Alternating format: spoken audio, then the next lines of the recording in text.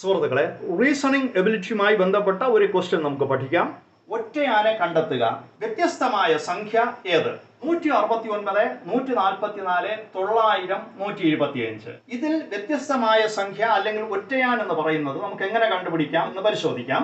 169 നമുക്ക് 13ന്റെ സ്ക്വയേർഡ് ആണെന്ന് അറിയാം. 144 എന്ന് പറയുന്നത് 12ന്റെ സ്ക്വയേർഡ് ആണെന്ന് നമുക്കറിയാം.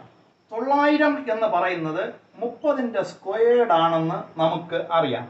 എന്നാൽ 125 എന്ന് പറയുന്നത് ഒരു സംഖ്യയുടെയും സ്ക്വയറായിട്ട് നമുക്ക് എഴുതാൻ പറ്റുന്ന സംഖ്യ അല്ല. അതേസമയം 125 എന്ന് പറയുന്നത് 5ന്റെ ക്യൂബായിട്ട് നമുക്ക് എഴുതാം. അപ്പോൾ നമ്മൾ ഈ സീരീസ് ശ്രദ്ധിച്ചാൽ ഈ സംഖ്യകളെല്ലാം തന്നെ മറ്റൊരു സംഖ്യയുടെ സ്ക്വയർ ആണ്. എന്നാൽ 125 സ്ക്വയർ അല്ല, ക്യൂബാണ്. അതുകൊണ്ട് ഇവിടെ ഒറ്റയാൻ എന്ന് പറയുന്നത് 125 ആണ്. 125 ആണ് വ്യത്യസ്തമായി വരുന്ന സംഖ്യ. ഈ ക്വസ്റ്റ്യൻ മനസ്സിലായി എന്ന് വിശ്വസിക്കുന്നു. Thank you.